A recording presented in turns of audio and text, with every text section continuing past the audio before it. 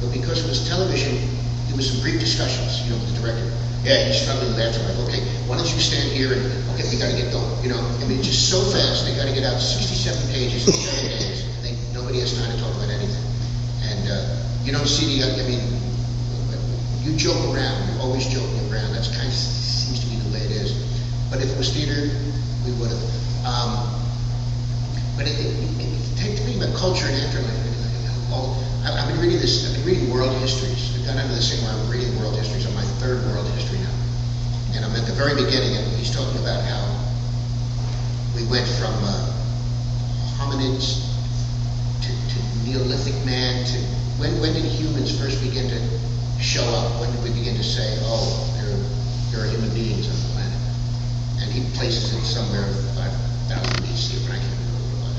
But as soon as we were humans, I'm sure, very rapidly, somebody said to the other, what do you think happens when we die? I'm sure that was one of the first questions we had once we had brains. And that's all I would say about it. And I think the fear, boy, I hope something happens, you know. Although I'm sure there are people that are very content to think that, you know, a biological end, and that's it, and that's fine, you know. You don't have any more worries and desires and tension, you're all done, you know. I mean, the fact of the matter is, no one really knows. Nobody's ever come back to tell us, in my belief system, but in other belief systems, people have come back to tell us, you know. But for me, I don't believe that anybody's ever come back to tell me what's there. And for me, it's a mystery. And it's a mystery that I accept with a certain amount of joy and a certain amount of trepidation. But I suspect there is something. I'm one of those people. I'm not one of those people who suspect there isn't anything. I used to be, but I'm not anymore.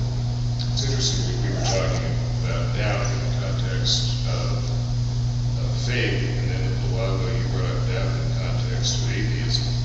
Yeah, doubt eats away at you, right? Sort of, no matter what. Yeah. We had a question from a good friend of mine right here. Have you ever talked to anybody that had an out-of-body experience or been clinically dead? I have not. And then resuscitated? Hear some of those stories? I have not, sir, no. In my work I have, and I could give more than this, but I'd like to just give you one important one. This guy had been on dialysis for 20 years, and he was as rational as you or I were. And he died. And he said that he went up and he saw his 19-year-old son who'd been dead. And he was talking with his mother and daddy, and he didn't want to come back, you know. And somebody pulled him by the hand, pulled him back, had to be his wife. He's no more scared to die, and he has since died than anybody. He just said it was such a wonderful, marvelous experience that you don't question them or anything else. Some abilities we don't have. I have another story about that, but interestingly enough, this man had a heart attack and passed out on the path down, and his spirit, he saw his spirit leave him and continue walking, and the dog didn't know which one to follow. Wow. My friend had an animal. He lived in Salt Lake City. One day he came home and the animal was circling in a little path, about 2 or 3 feet, just circling and moaning over and over again. And his wife said, he's been doing this since 8 o'clock this morning. They can't get him to stop. And they found out that the little baby had died right below the floor below, right below that spot. I hear these about animals a lot.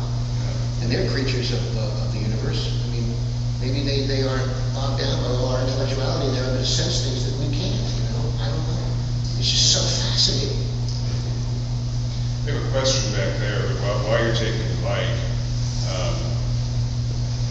I heard about a death experience from a police officer one time.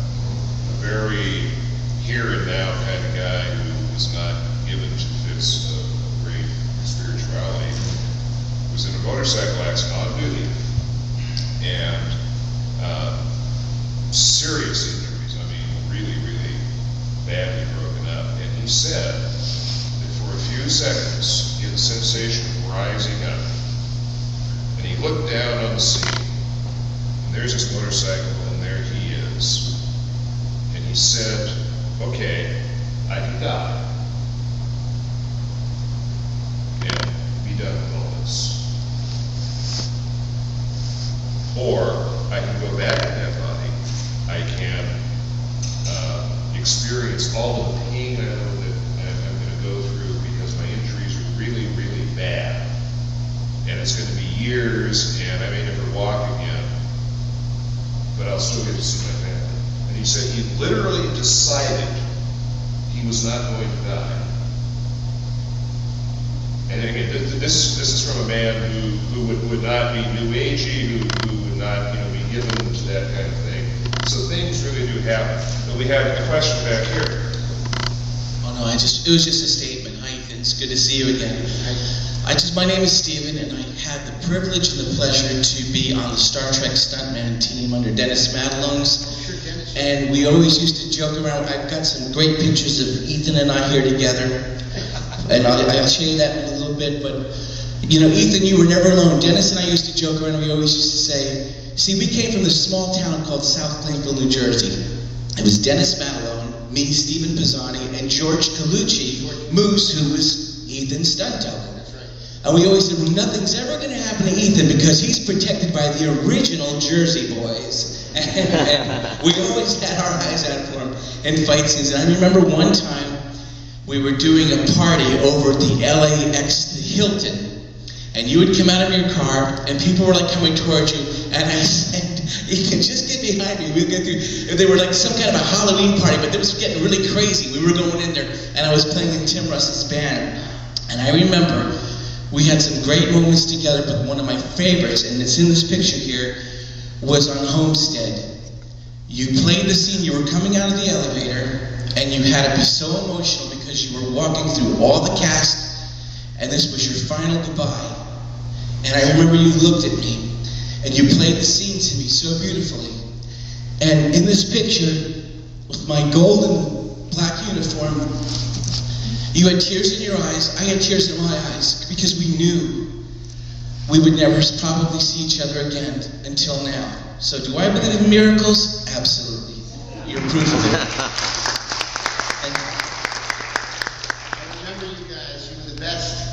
I mean, Dennis instead of saying Johnny Carson, you know what he means by that, right?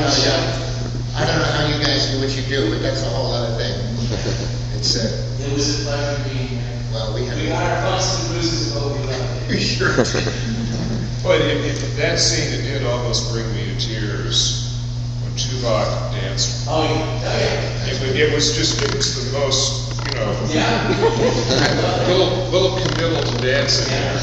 But given the relationship between the characters, given all that had gone on, knowing how hard that was for Tuvok to do even that much, that little tiny gesture from Tuvok was like a big, huge hug from anybody else. Interesting. Great scene. Tim and I, the very first day of shooting Star Trek, way back, I found myself arriving at work and parking my car at the same time Tim Russ was. And the two of us walked together to the set for our first day of filming. And the last day I left, who did I walk down the alley with? Was Tim Russ. We had set it up so that we would leave together too at the end of the show. And I still see Tim. He's an amazing man, wonderful guy. But that's you bring back memories. And you got to become each other's characters, In Tuvix, yes. Yeah. We did a show where we merged, and in fact, that's an interesting show because it's the only time there's on Star Trek that I know of where somebody is executed, and they execute Tuvix so Yes. that we can be released, the two of us to be released. And we talk about the ethics issues there. Well, there's now a sentient being called Tuvix, and why is Neelix's life and Tuvok's life? It's such a